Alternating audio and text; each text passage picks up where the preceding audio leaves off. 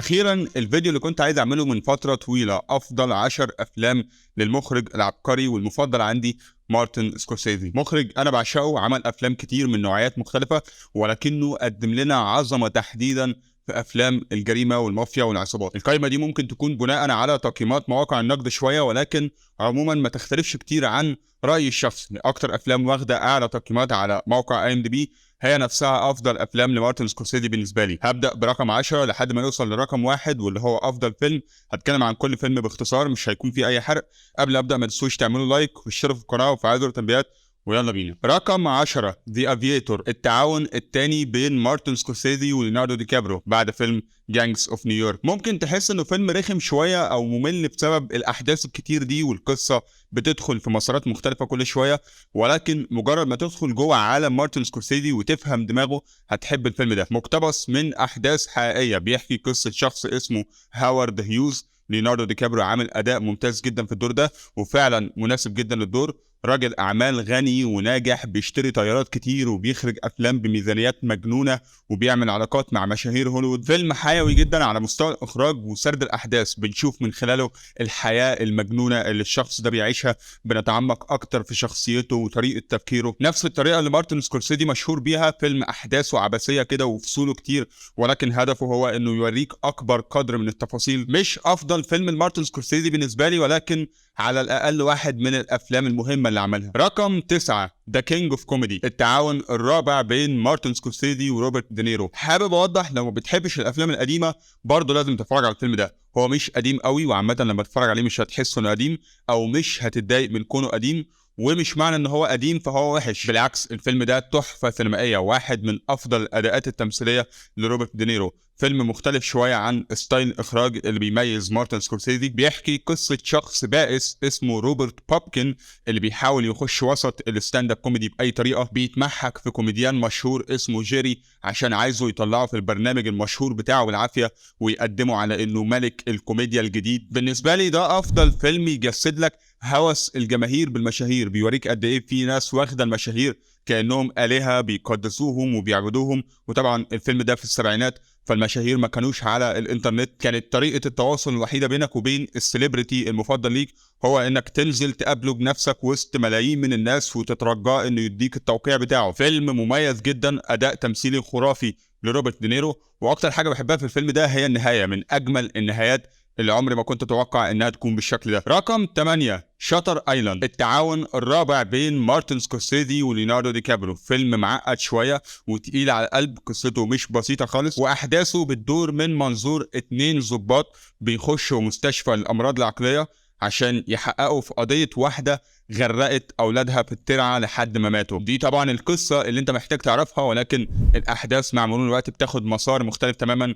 فيلم مأساوي ومقهر جدا، مليان دراما مش طبيعيه، وبشكل عام هو فيلم بوليسي، تحقيق، جريمه، نوار، تشويق، وفي نفس الوقت فيلم رعب، دراما، سايكولوجيكال.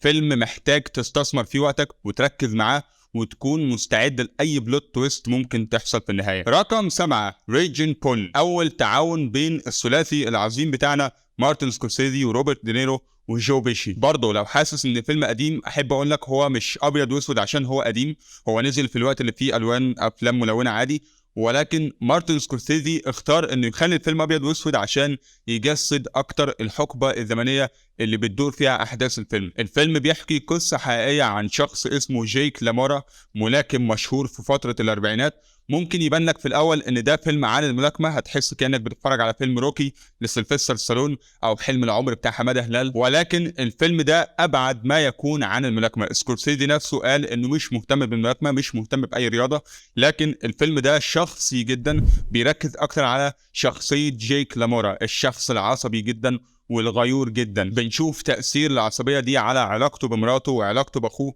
فيلم فعلا يعرفك ان الغيرة هي أسوأ شيء ممكن اي علاقة تواجهه في الدنيا. عايز يقولك ان الغيرة والعصبية تقريبا اكتر حاجتين ممكن يخسروك كل حاجة في حياتك، وده بنشوفه بشكل واضح في علاقة جيك بمراته واخوه، وبرضه بنشوفه بشكل رمزي في حلبة الملاكمة. حلبة الملاكمة ذات نفسها تعتبر شخصية مستقلة في الفيلم. الفيلم بيربط بين الحياة اللي بيعيشها جيك مع مراته واخوه والناس اللي حواليه، والحياة اللي بيعيشها جوه الحلبة وهو بيلاكم أخصامه. برضه أداء ممتاز جدا لروبرت دينيرو، اخذ عليه جائزة اوسكار افضل ممثل سنة 81، واداء ممتاز لجو بيشي اترشح فيه لجائزة اوسكار افضل ممثل مساعد. رقم 6 ذا ديبارتد. بصراحة مش أكتر فيلم مميز بالنسبة لي، ولكن أداءاته التمثيلية حلوة جدا. ليوناردو دي كابرو، مات ديمون، جاك نيكولسون، مارك وولبرج، فيرا فارميجا، كاست مش بسيط خالص. وقصته باختصار عسكر وحرامية. الفيلم بيجسد الفساد اللي بيحصل في الشرطة لما بيتصادم مع الفساد اللي بيحصل بين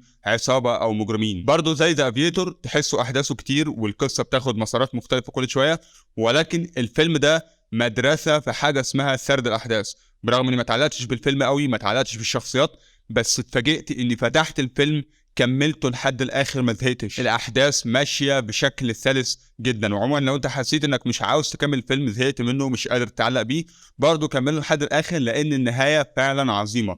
كمية توستات بتحصل في الآخر وعبث كده هيخليك تحب الفيلم جدا. رقم 5 تاكسي درايفر. فيلم 99% منه عبارة عن روبرت دينيرو بس، زي ذا كينج اوف كوميدي، زي درايف، زي جوكر. ده انسب فيلم لأي حد عايز يدرس كاركتر ستادي او دراسة الشخصية. بيحكي قصة شخص مجند سابق في الجيش بيشتغل سواق تاكسي في نيويورك، وبيقرر انه ينقذ بنت صغيرة بيستغلوها في الدعارة. قصة تبان بسيطة، ولكن الفيلم حرفيا بيوريك مدينة نيويورك بشوارعها، بالفساد اللي فيها، بالروتين اللي فيها.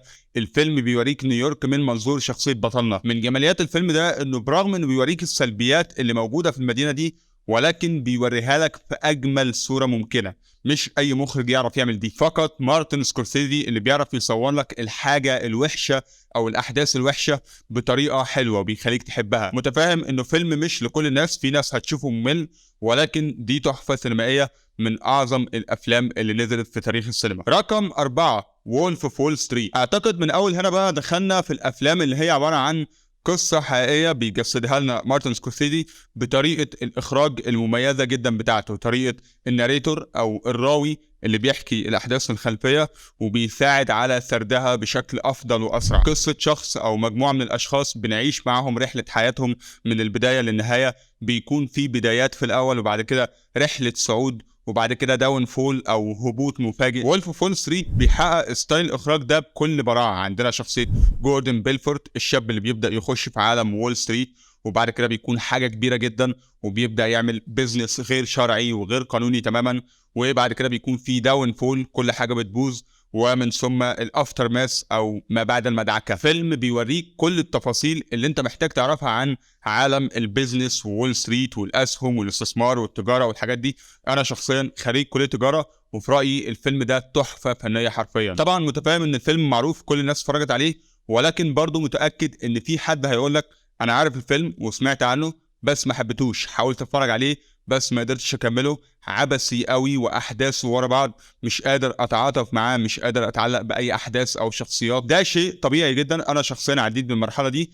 الفكره كلها انك محتاج تخش جوه عالم مارتن سكورسيزي وتفهم دماغه عشان تقدر تتابع الفيلم وتحبه، ولذلك ده مش الفيلم اللي تبدا بيه عشان تخش عالم مارتن سكورسيزي. رقم 3 كازينو. نفس ستايل الاخراج المميز بتاع مارتن سكورسيزي، التعاون الثالث بين مارتن سكورسيزي وروبرت دينيرو وجو بيشي. برضه في ناريتور في الخلفيه، وبرضه قصه حقيقيه عن مجموعه من المجرمين، ولكن المره دي في مدينه لاس فيجاس، مدينه الجامبلينج والكازينوهات. نفس الفكره، قصه صعود مجموعه من الشخصيات بنتابع معاهم رحلتهم اللي بتبدا بحماس وطاقه في البدايه، وبعد كده بيكون في الفتره الذهبيه او نقطه الذروه اللي كل حاجه ماشيه تمام، الفلوس كتير والبيزنس شغال حلو، ولكن بيكون في داون فول، كل حاجه بتبوظ، غالبا بيبقى بسبب امراه، البيزنس بيقع وناس كتير بتصفي بعضها والشرطه بتقبض عليهم واحد واحد. ما تخافش، ده مش حرق، مش ده اللي بيحصل بالظبط اصلا في الفيلم، انا بس بقول لك ان ده الترتيب اللي بيحب يمشي عليه مارتن سكورسيزي. اغلب افلامه ماشيه على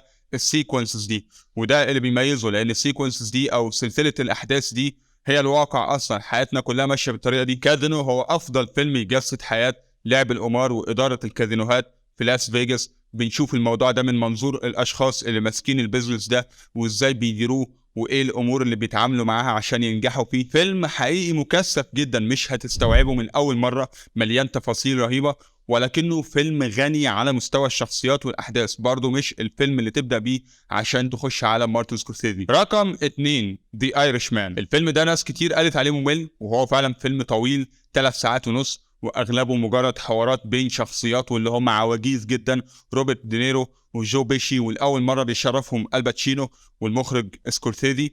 بصراحه كان كاست تركيبته غريبه جدا في الوقت اللي نزل فيه الفيلم ده. برضه مش الفيلم اللي تبدا بيه عشان تخش على مارتن سكورسيزي، بل بالعكس ده اخر فيلم تتفرج عليه بعد ما تكون شفت افلام مارتن سكورسيزي. نفس الستايل المميز في الاخراج ونفس الناريتور اللي في الخلفيه، قصه صعود شخصيه فرانك شيران ودخوله في عالم الاجرام للمره الاولى في حياته. بعدها بيكون في فتره ذهبيه او نقطه الذروه، حيث في قتل وتصفيات وفلوس وتحالفات والدنيا كلها ماشيه تمام.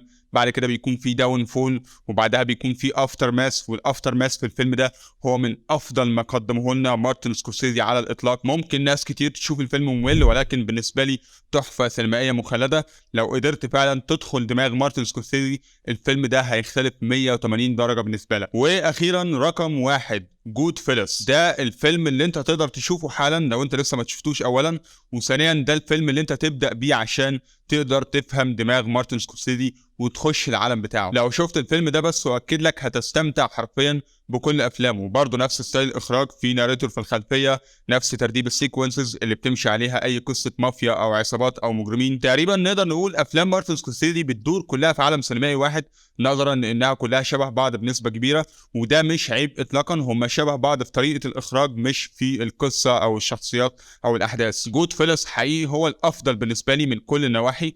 افضل فيلم من ناحيه الناريتور او اسلوب الراوي، كازينو، ذا ايرش مان، وولف اوف وول ستريت، اي لاف يو فيليب موريس، شاوشانك ريديمشن، فايت كلاب، فورست جامب. كل الافلام اللي فيها ناريتور دي عظيمه، ولكن جود فيلس في رايي هو اعظمهم. اسلوب الراوي المميز والشخصيات المكتوبه كويس مخلين الفيلم سلس بطريقه مش طبيعيه. اللخبطه اللي هتاخدها من فيلم كازينو مش هتاخدها في الفيلم ده اطلاقا. قصته باختصار بتدور عن عصابه او مجرمين. الفيلم ده هو بورتريه لقصه حقيقيه لمجرمين اسمهم جود فيلس، يعني الرفاق الكويسين او اللمه الحلوه او الشله الحلوه، الشله الروشه. وفعلا شله من اروش الشخصيات اللي ممكن تشوفها في حياتك. الفيلم بيوريك حياتهم عايشين ازاي، بداوا ازاي، قضوا فتره سجنهم ازاي، بيلبسوا ايه، بياكلوا ايه، بيشربوا ايه تاثير حياتهم الاجراميه دي على مراتاتهم وعيالهم، وايه هو حجم المستوى المعيشي اللي هيعيشوه من الشغلانه دي، ايه رد فعل البوليس والحكومه والشرطه على حياتهم دي، بيتعاملوا معاهم ازاي، بيرشوهم ازاي، بيواجهوهم ازاي، بيخلوهم متواطئين معاهم ازاي، وايه دوافعهم، بيستفيدوا ايه من حياه الاجرام دي. في الفيلم ده بنشوف علاقه المجرمين ببعض بتبقى عامله ازاي، بيخونوا بعض ازاي، بيعرفوا منين ان في حد بيتآمر ضدهم، بيصفوا بعض ازاي، بيخبوا الجثث اللي بيصفوها فين، امتى يخونوا وامتى يخلصوا، ازاي يعرفوا ان الشخص ده رات او عصفوره او خاين، وازاي يعرفوا ان الشخص ده لويال او مخلص ليهم. الفيلم حرفيا مرجع كامل شامل دقيق مفصل عن حياة الاجرام. حرفيا مفيش حاجة اجرامية شريرة الشلة دي ما عملتهاش. ده فيلم هتخلصه من هنا هتحس انك عايز تبقى رئيس عصابات من هنا. فيلم تقيل جدا مليان تفاصيل رهيبة، كل مرة بتفرج عليه بكتشف حاجات ما كنتش واخد بالي منها قبل كده. مرجع كامل لحياة الاجرام ومرجع لكل العناصر السينمائية لو انت عايز تخش في مجال صناعة الافلام عموما. شكرا ليكم على المشاهدة، اتمنى القائمة تكون عجبتكم. ما تنسوش تعملوا لايك واشتركوا في القناة وفعلوا التنبيهات، واشوفكم على خير ان شاء الله في الفيديو الجاي. سلام.